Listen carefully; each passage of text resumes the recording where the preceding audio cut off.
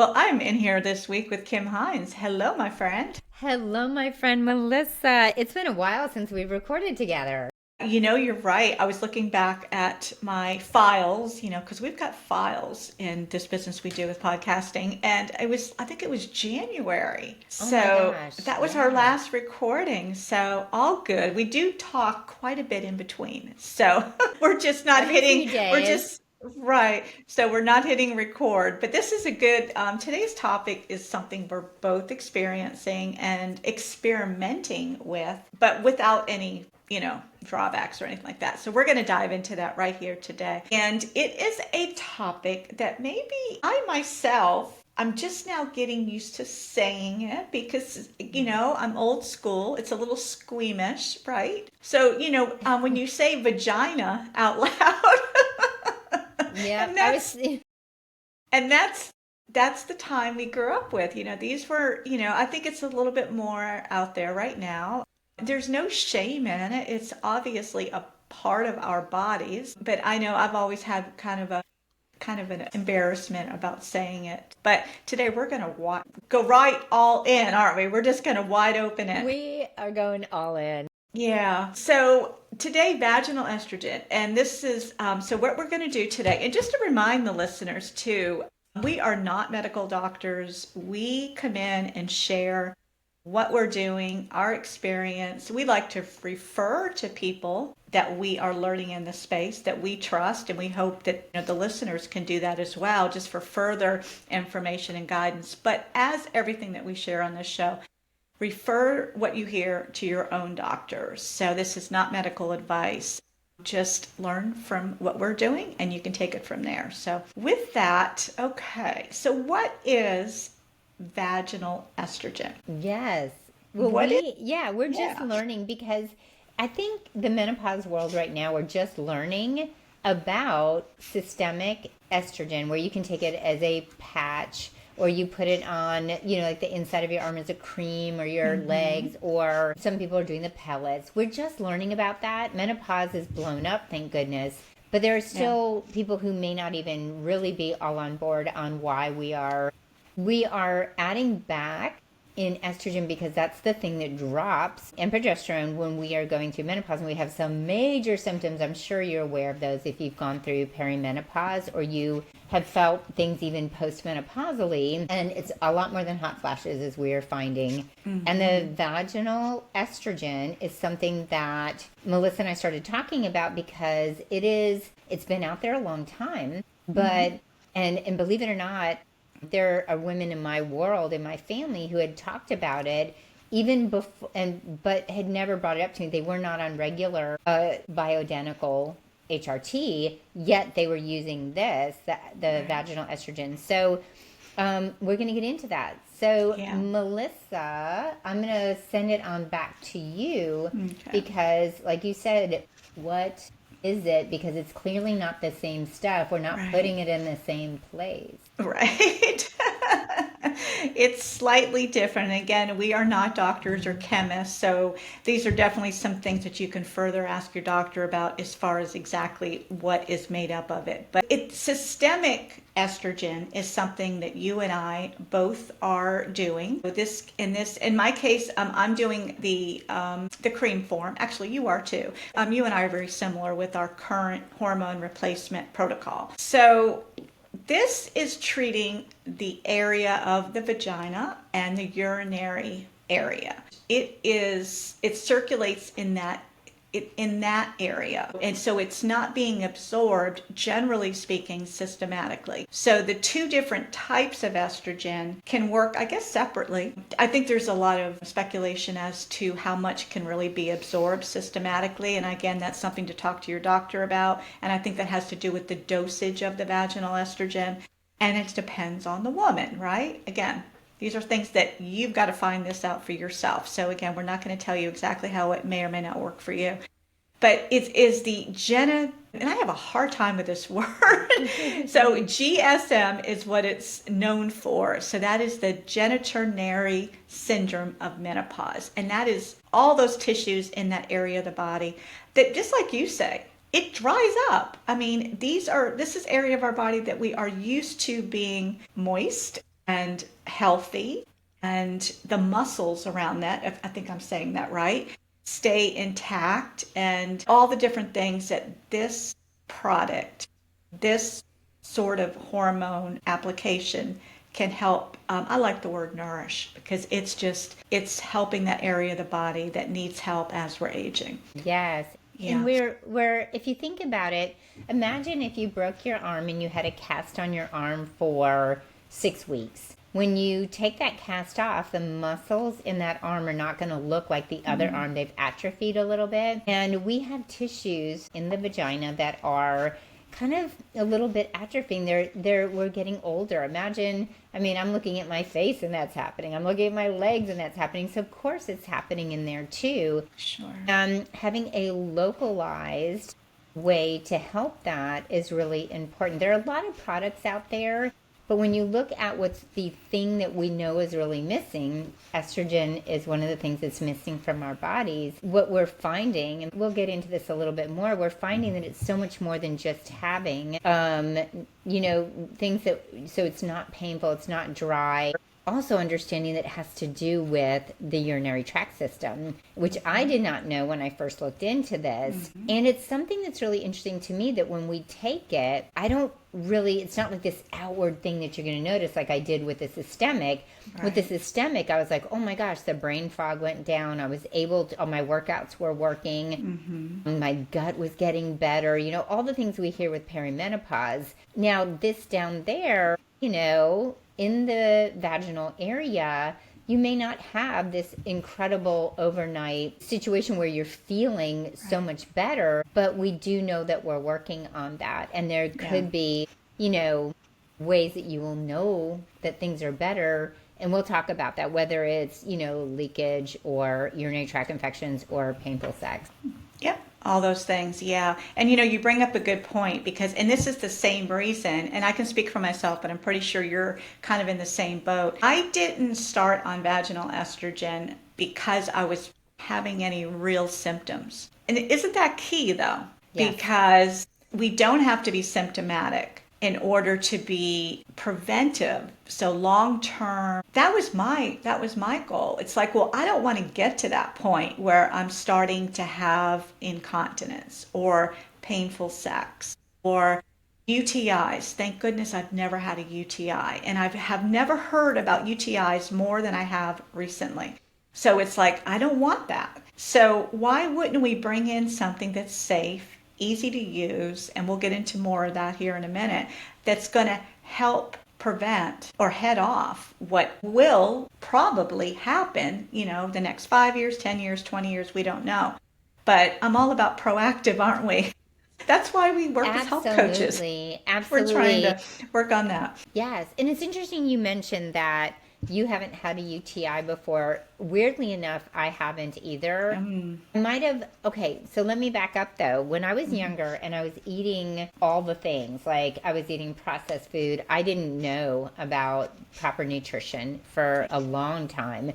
In my 20s, I had a lot of yeast infections and I probably had a UTI and did not know I had one. But here's something interesting. I read this actually on PubMed when I was really looking into vaginal estrogen because I wanted us to have some really good information for this, even though we are just talking as non-doctors, non-oncologists, non-hormone specialists. But something I realized that makes a lot of sense is when we eat a lot of junk food and sugar, we change the alkalinity of our bodies. And PubMed mentioned that vaginal estrogen can actually help with the proper alkalinity that we need, proper pH in the vaginal area. Because as you know, if you were like me, like running around younger, I was in a bathing suit all day, eating yucky food, and I'd get yeast infections all the time. And yeast infections and UTIs to me are like sisters. Yeah. And when I was eating that way, we know the sugar, the nutrition, but also I was not creating a healthy environment. And I think what I'm hearing and seeing, especially when I'm reading some of these PubMed studies, is it's actually helping with that alkalinity. Yep. That's more that I'm learning as well. And again, unless you're living under a rock, there's a lot of information out there about all of what we're talking about today. And I love that. I love that it's being talked about. This is it right now. I can reflect back on, well, my mother. My mother is she is still alive. She's in her early 80s, and I've talked about this on the show before. Vaginal estrogen has never been prescribed for her. It goes to show you too, there was a lot of things that she didn't do. She didn't do hormone replacement at all. She was on birth control in her early 40s. That's what they gave her, the synthetic versions. And then they were taken off, again, the WHI study in 2002. So anyway, just to fast forward, but that's another part of the story, because I think those of us, we can learn from our mothers, our grandmothers, and if they were open to talking about this, this part of their body and this part of their health, we can reflect and learn and say, hey, I don't want that for me. That's something that I have a choice to to mitigate.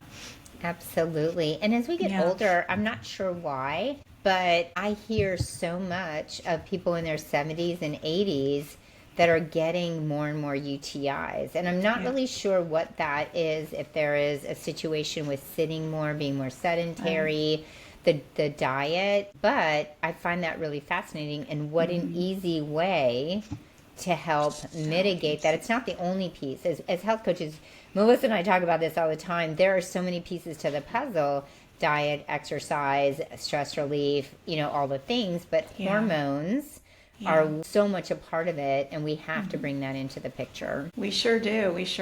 And that's something that we both try to do, is just to not only advocate for ourselves, but just to kind of spread the awareness for us, because it is important to know these things and to know what to ask your doctor. So speaking of doctors, you and I have kind of chatted about this last maybe 4 or 6 months or so.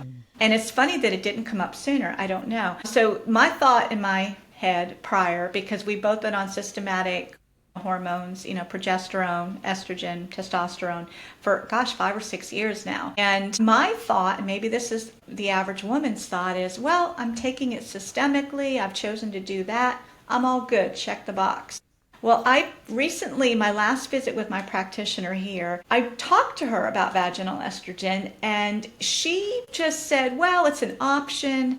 She didn't feel that it was necessary. You seem to be, and I think that was based on symptoms at the time, because we did talk through that. So she didn't feel the need at that time. She definitely didn't say I shouldn't be on them, but she didn't necessarily think it was warranted at this point in time. So I just kind of walked out of the office and I said, okay, well, let me think about it some more. So she didn't say no, but she didn't necessarily write me the script that day either. So I wanted to do my own thinking about it and research about it. And then there's been so much recently come out. I know Kelly Casperson is something that you and I both follow. She's blowing it up with vaginal estrogen.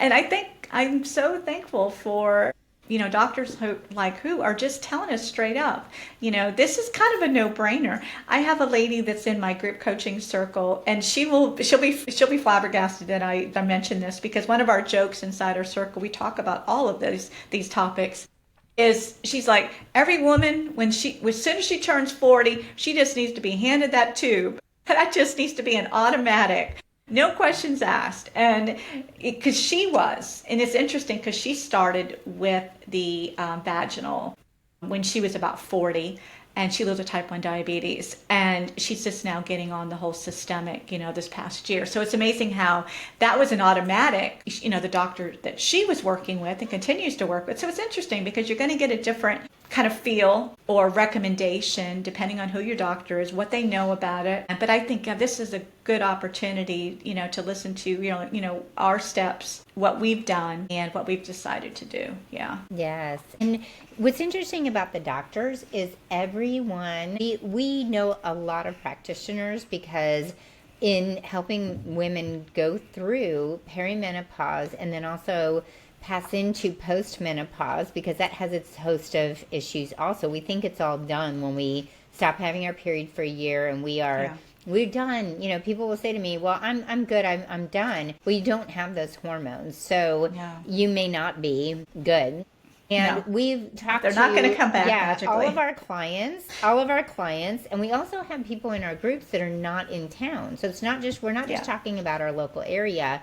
We're talking about women across the country who are telling stories where there's some doctors and gynecologists that are completely on board. They've been studying it for a while. They're really interested, and they are freely sharing that, yes, you can do this. And of course, we know there's exceptions. If someone has had breast cancer, you talk to your oncologist. You're going to go back to them first. And we are not doctors, so we're sharing. You always go to your practitioner that you trust the most. Wow. But what I want to share is everyone has been different. We have different practitioners in town who would start the vaginal estrogen early and not think twice about it. We have practitioners that are kind of lagging behind on hormones in general, or vaginal estrogen. So it's when you find out the information and you do your research, then the next step is really, because you're not getting tested. When you get blood tested, that's really for the systemic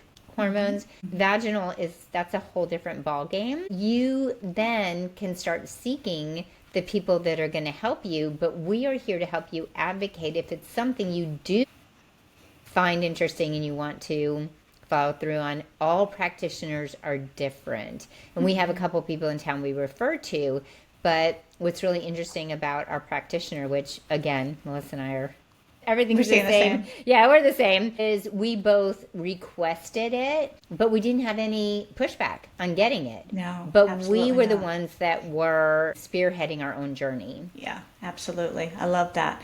So, before we go through with our specific journey, let's just list off all the benefits of vaginal estrogen. So, what does it do for the body? So vaginal discomfort, so dryness, like we said, when we are low on estrogen, everything's drying up, including that area of the body. So dryness, irritation, painful sex, those are obvious symptoms. And I know over the years I've known women and friends, there's this common kind of, I guess, approach to start using certain lubricants. There's ways to kind of get through that area of their life and their relationship without, and I think really just not understanding the foundation, what's really happening to the foundation, that area of the body that is naturally drying up. And they could really, again, preventively just try to get on board with the vaginal estrogen and just to kind of solve that problem. So it's just one of those things. Yeah, one of those things I'm still learning too. I'm putting all the different pieces to the puzzle. Friends I've had conversations with about what they do. But it's an exciting thing now to share with women who are interested in learning more about how they can kind of, again, navigate sex without having to kind of,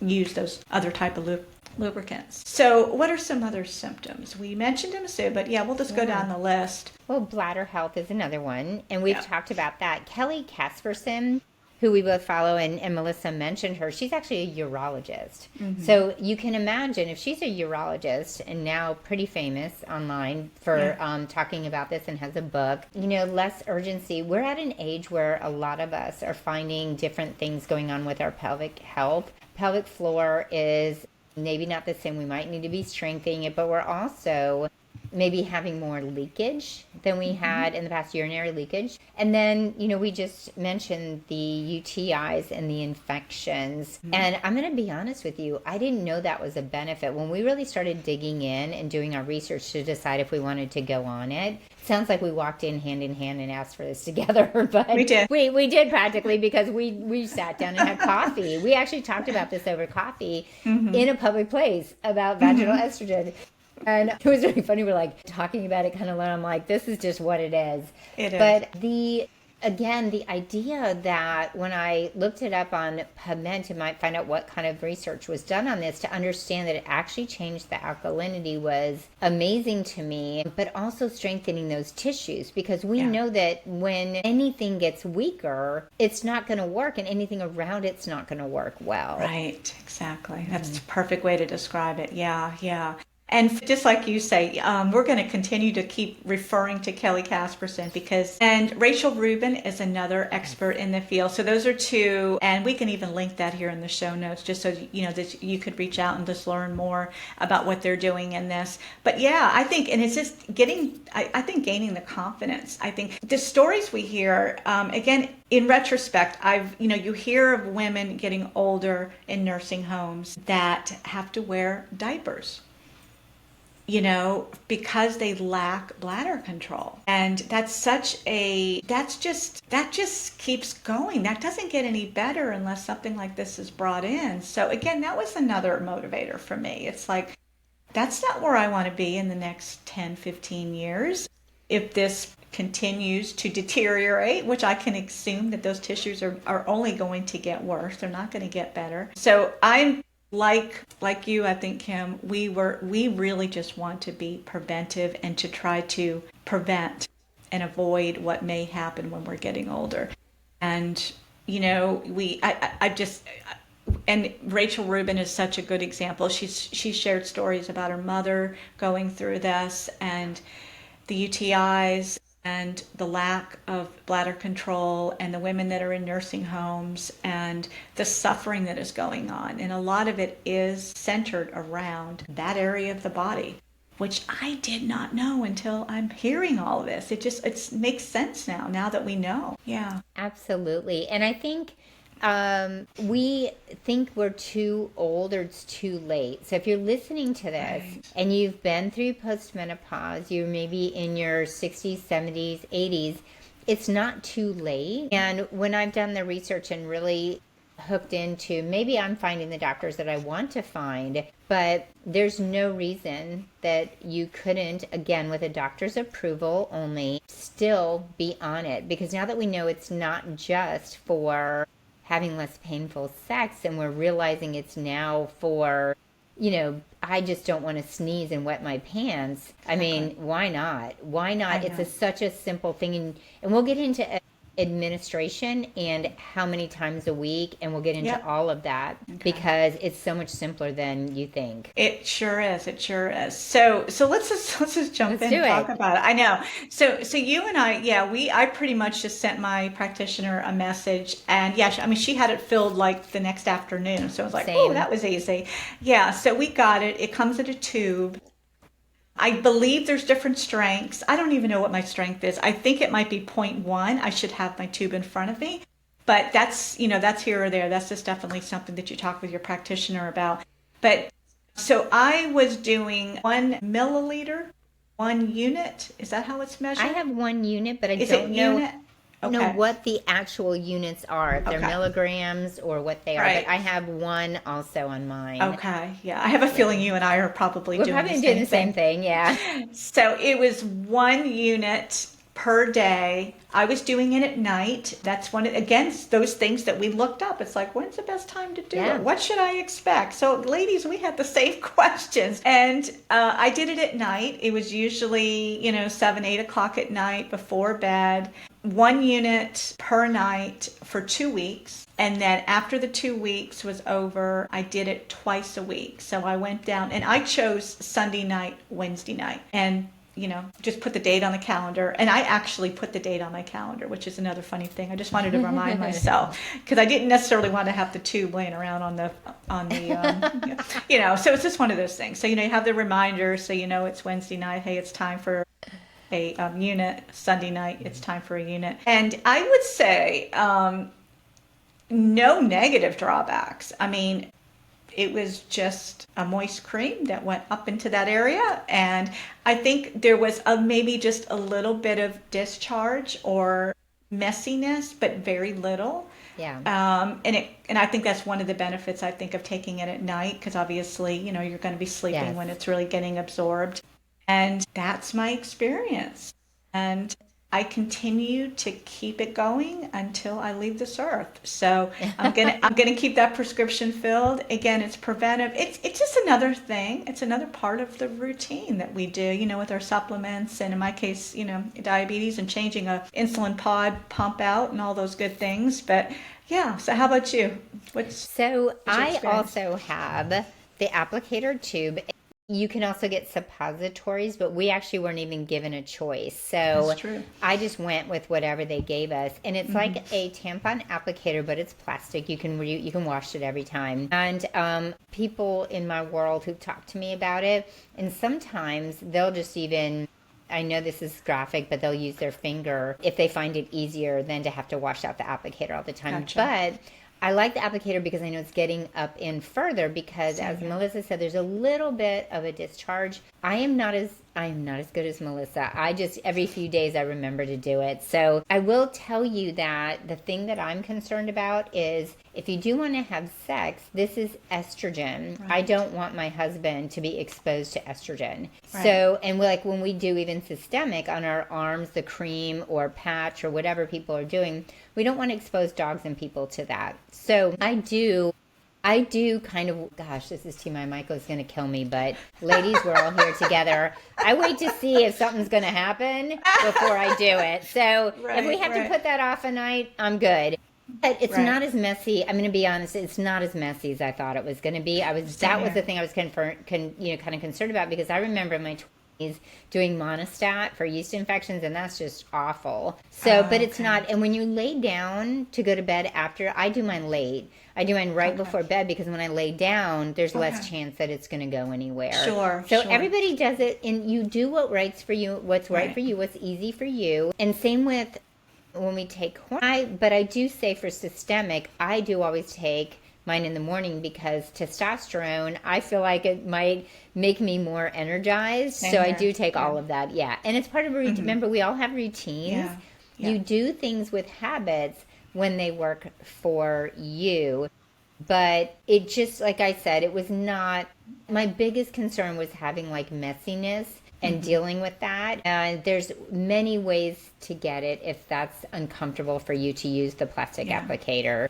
Right.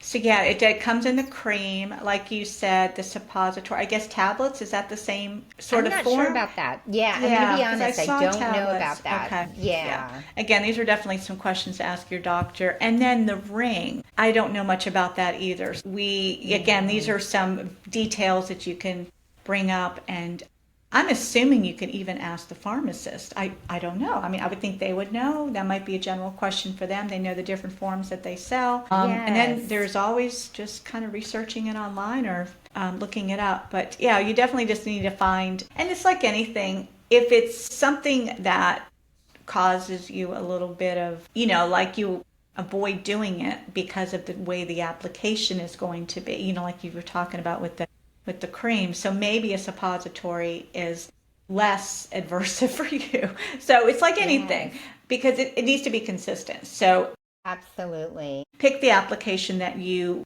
know that you're going to stick with and that you can keep going. So for sure. Yeah. So what if, there's some common questions that I heard, and these are some questions I had too. So we're going to just kind of dive into that. These, again, listeners, clients inside my group have brought this up. We're going to really be diving into this topic in a couple weeks, really talking about vaginal estrogen, because there's only about half of us that are using it. Everybody's a litso curious. So this is some questions that comes from him or the community. So is vaginal estrogen safe if I'm already on systemic HRT? Yes. Again, we're not doctors, just to remind you. So we're not giving you medical advice. And this is information that you can find on your own. But like we were saying, systemic hormone replacement is something that you're prescribed. Your dose and the type of application you have for that is very different. And the levels are going to be what they are. Again, that's something, whether you're testing your levels. I know you and I, we do like to see our levels. I think it's, symptomatic, but it's interesting because we're learning more about being more in tune with how we're feeling and understanding when we might need a little bit more. And estrogen, I think, is one of those powerful hormones that you can definitely feel differences on. So it's definitely something, again, like I was saying at the beginning, it's systemic is systemic. The whole body and all the estrogen receptors are kind of taking advantage of the systemic hormones, whereas this is just localized to that area. Yes. So it almost is like a separate situation. It is, yeah. The vaginal estrogen is definitely localized. And I get questions about that all the time because I understand the concern. Am I going to be doubling up or raising my estrogen? And, if I've just gotten tested and things are going well, if I'm thinking that using the other cream in that area is going to bring it up, I don't want to change things. And like we said, we get tested all the time because we just like to do that. We like to track and watch everything. Plus, we both have very sensitive bodies where things change. We want to know what part of it is because, as we said before, hormones are one huge part, but there's also nutrition and exercise and stress. So we kind of look at everything. Right. And of course, everything has to do with our absorption and, yes. And how we're metabolizing it and getting rid of these hormones because, again, they need to go through the system. It's not something that you want to have kind of built up, accumulated. I'm not quite sure what the medical term is, but we don't want them floating around. We want them to be absorbed, and we want them to be absorbed so we have better symptoms and don't feel so symptomatic. Right. But we also don't want them floating around, which is interesting with the vaginal estrogen because that's just the only place it's going to go. Yeah. And speaking of symptoms, because as of now, I've only been on the vaginal estrogen now for about 2 months, maybe 2.5 months. No main symptomatic relief because, again, like I was saying, I went into it with no major obvious symptoms. So to me, it's just going to be ongoing prevention. And so, which is kind of a nice place to be. And, I think just as humans though, and I have to kind of raise my hand to this, we tend to want to see proof that something's working, don't we? Right. I mean, come on, we do. It's like, okay, I'm taking this vitamin. Do I really know? I mean, there's some things that obviously levels can be checked just to confirm that what you're doing is working and the body is taking it and utilizing it. I think in this case, it's if you continue to be using this localized estrogen and you continue to be able to hold your bladder, to not have dryness in that area. Painful sex is not an issue. To me, that's confirmation that things are going well, right? So, well, I think of it in an emotional and mental way also. I have confidence now that I'm on it. I have confidence that is not going to deteriorate. The vaginal walls are not going to deteriorate. That skin's not going to deteriorate as much. And I have more confidence sexually too. I actually whispered that like we're all like in together in the coffee shop sexually. There's a little more confidence there because I know I'm taking care of that area. So I'm laughing because if you hear a door shut, I've asked my stepson who is home to please shut my door because I didn't think anybody'd be home today and I'm having this conversation. Speaking of, you just never know who's around, right? You just never know, but that's right. This is life. This is what we're dealing with.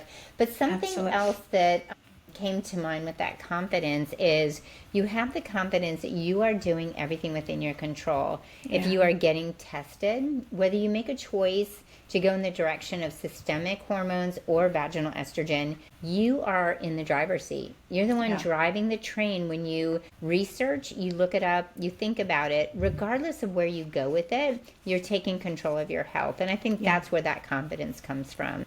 Yes, totally agree, Kim. I love that. So this is another question I get, again, from my group coaching circle, Type 1 and Midlife.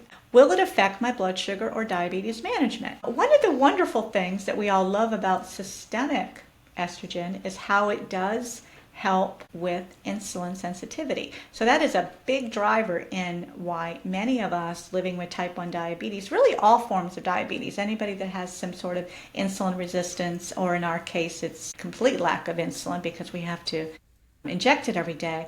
But I have not seen any differences with that. So I am going to say, as somebody using it, living with diabetes, it has not affected my blood sugar in any way. So again, because it's localized, it's not doing anything to any areas of the metabolic system, right? Yeah, that's interesting because I think it's so localized, it would make sense that it didn't necessarily affect the metabolic system. Absolutely. Here's another thing that I found out that was really interesting. When you take systemic estrogen, you have the creams, the patches, the pellets. There's also, when you get tested, we also look at progesterone.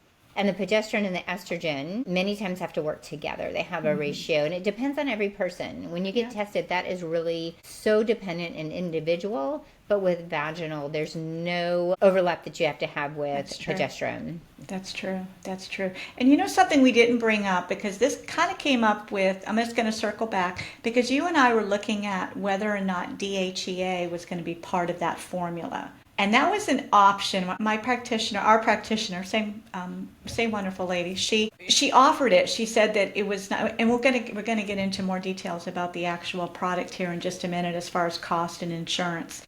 But she said DHEA formulated, I guess that makes it, and you may be able to explain this better than myself, Kim, that makes it, I'll call it a more powerhouse way of delivering it. And again, but it's very unique and it's very individual as far as how that works in that area of the body. So I chose not to. I decided to just go with the estradiol cream. And it's here, so that's where I'm at with that. Well, it's interesting you said that, because I almost feel like, yes, it may be a way to help the receptors work better, or it may, I'm saying may, because I am not a scientist or doctor, or for it to uptake easier.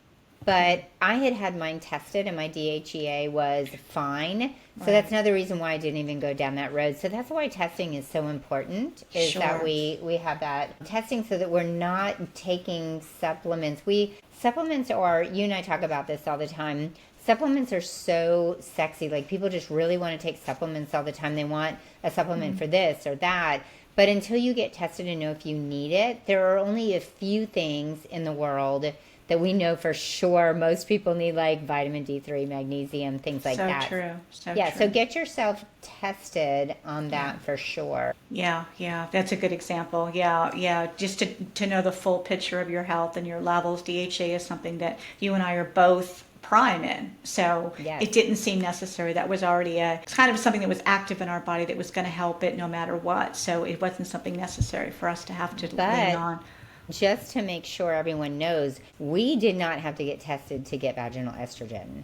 We did not have to get tested. That was completely different. And I don't know that there is actually even a test for that. That is such a good question. Kelly Casperson. But I think because she's so confident that every woman needs it, there's just not even... Right. I doubt she even tests for it. I think I have heard her talking about, and again, I don't know all the terms for this, but there is a physical test that they can tell what the tissues, the shape of the tissues, the health of the tissues. So again, a urologist, gynecologist could probably help with that, but they have to be a specialist in what they're looking for too. So again, these are questions to ask, but I'm sure there's some solid answers around what they would be looking for. And it's another question, can I use vaginal estrogen if I've had breast cancer or other health issues? So I have seen no contraindication risks associated with vaginal estrogen in all of the studying and the research I've done. Again, speak to your doctor. So speak to your oncologist about that for sure. You have a team. If you've had cancer, you have a team, and they would definitely be the ones to ask about that. Absolutely. Totally agree. And you could refer to Kelly Casperson. We're just giving her a plug today. Yes. I love it. I do have to tell you, and again, talk to your oncologist, talk to your team, your doctors, your hormone specialist, but I do have a friend who's had 2 different forms of cancer, and the vaginal is the only thing she can take, actually. Right. Yeah. And that's what I've heard as well from people in my circle, that was a safe alternative to at least help that area of the body. So for sure. How soon will I notice a difference? Well, we kind of talked about that, because, technically I haven't noticed any screaming differences, but that's okay. Just like you say, we're being proactive. We know long term that this is going to help to nourish that area of the body, right? Yeah. If I'm not dribbling in my pants while I'm running, then it's working. It's working, right? We know there's more to that, by the way, like strengthening the pelvic floor. But hey, we're taking, at this age, I'm taking anything I can get. Anything I can get, right? So do I have to stay on it forever? And I say, you can do what you want, right? I will stay on it forever. It is, again, it's going to be something that I keep in my toolbox. Preventive health as I'm aging, for sure. I'll stay on all of my hormones as long as I can. Yes, as long ma'am. as they're helping, the quality of life is worth it. I agree. A common question is that what's the cost, and does insurance usually cover it? I believe my tube that I got was $20. Mine was 23. Okay, right around there. And this is an interesting question because I don't have the true answer, because I was looking for this before we recorded today, whether or not that was covered by my insurance or if that was just the over-the-counter cost. And I don't know the answer yet because I threw away the package and I didn't see it, because it'll usually say the prescription price, and I couldn't find it on my claims with my insurance. And long story around it. So the answer is I don't know. I'm not sure. I have heard that insurance does cover it. Our practitioner did say that, though. She did mention that insurance usually covers just the estradiol cream.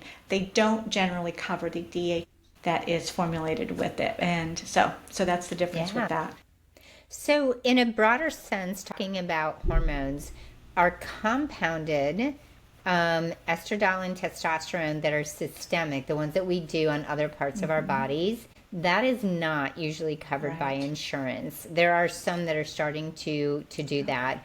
Progesterone and my vaginal estrogen were covered. So you saw that. think, I did see that. And I think you can check any, but I will tell you again, we keep going back to Kelly Casperson because she's such an expert on this. I believe she even does it through her website because she's so passionate about it. So if you're looking, there are companies out there, and you may have to have a consultation because, people are not going to describe things without making sure that you are, and I would actually go with somebody who has a consultation with you, make sure they ask a lot of questions. But some of these companies, like I think there's even MIDI, MIDI. Yeah, there's so many companies out there that if you cannot find a practitioner, there are places to go, and just make sure that you pick someone like the people we're mentioning that are reputable, will have a consultation with you, actually ask questions, and not just be, and most won't, they won't just be handing it out. Absolutely. And finally, are there any side effects? I think the only thing that you and I mentioned and noticed was a little bit of messiness that, again, you can just kind of navigate how you're going to handle that and the timing of the application and all of that. But side effects, no. Yeah, and the messiness was not that much. Like when I think back, like I said, to the yeast infection applications we used to have to do, this was nothing compared to that. Right. Exactly. But it's also a very small amount. So I think that makes a difference. And that, it's a very small amount. If you are watching on YouTube, I'm putting my fingers up. It's a tiny, I would say, not a pea size, maybe a blueberry size. Would that be how close? Much cream? Yeah, that sounds about right. A good sized blueberry. Yeah, a good sized blueberry, a big fat blueberry. This is me and Melissa. This is how we talk about it. I love it. But we want to make sure it's relatable to you. Right. And I'm really hoping that all of you who are listening, what would be really great is if you are already on it and you watch on either one of our podcasts, if you would just reach out if you feel comfortable, because I know it's hard to reach out, but and talk about the vagina. But if you are on it and you've really had good or bad experience, I would love to hear that. But if you've not been on it and you're thinking about it, what are your other questions about this? Because we feel like we covered everything, but really I think maybe a practitioner would help with that, doing your own research. Anyone can go to PubMed. We look up research all the time, but anyone can go to PubMed if that helps you feel a little more comfortable with it. Absolutely. Yes. Yeah. So together we can get over this uncomfortableness talking about an area of our body that it shouldn't be shameful. But I know it takes time. I will, it's something I'm working on as well. So yeah, I got to get over it. Well, that's why we're having the conversation, because I know. if you're afraid to ask because it feels very awkward or socially not acceptable, believe it or not, the stigma is going Yeah. down tremendously Yeah. on anything related for women, age related things that are going on with our bodies, including our private area, because menopause is hitting big right now. And if you have not, if you start looking at menopause on your social media, your algorithm will be all menopause. You will get so much information. That's so true. Yeah. So it's if you so true. haven't been doing Yeah. that, then that's why you're not seeing it. So that's why we bring it to you. Absolutely, absolutely. Yeah, yeah. We definitely affirm everything that we've shared with you today, and we're happy we came in here and did that. So, Kim, and you know what's something I would encourage too, and you did it just a moment ago, I think it was perfect. Yeah, we both, obviously this show will be shared and it will be on our YouTube channel. So that's a perfect place to ask your questions, continue the conversation, share the show with maybe somebody that, again, it's a topic that maybe women are talking about. They might be actually talking about the symptoms with each other, but not knowing that there are some hormonal solutions that could kind of help that. So I think that's important. So it's a good icebreaker if somebody, maybe if you have a girlfriend that is talking about how she just can't hold her bladder anymore, or, you know, she used to be able to run, and now running is something that she has to really have a plan around, based on emptying her bladder, all those little things. Or some of us are talking about, we're kind of diving into our sex life and things that are not happening, and maybe there's embarrassments with that. So if you have a friend that is open and sharing that with you, this is a perfect opportunity to share our conversation with them, because we are you. We are just like you. We go through it, and I'm so glad that we were able to come and share this today. So important. And thank you, ladies, for sharing this conversation with us. Definitely pass along with your girlfriends, because we're all just going through it together. Yeah, and you can connect with me on Instagram at Type1 in Midlife, and Kim, you are over at Kim Hines Health, and yeah, connect with us. We would love to learn more about how you feel about this, and if this is something that you've already taken a step towards, just like we have. Yeah, so thank you very much for joining us today. We look forward to hearing from you, and thanks, Melissa, for hanging out.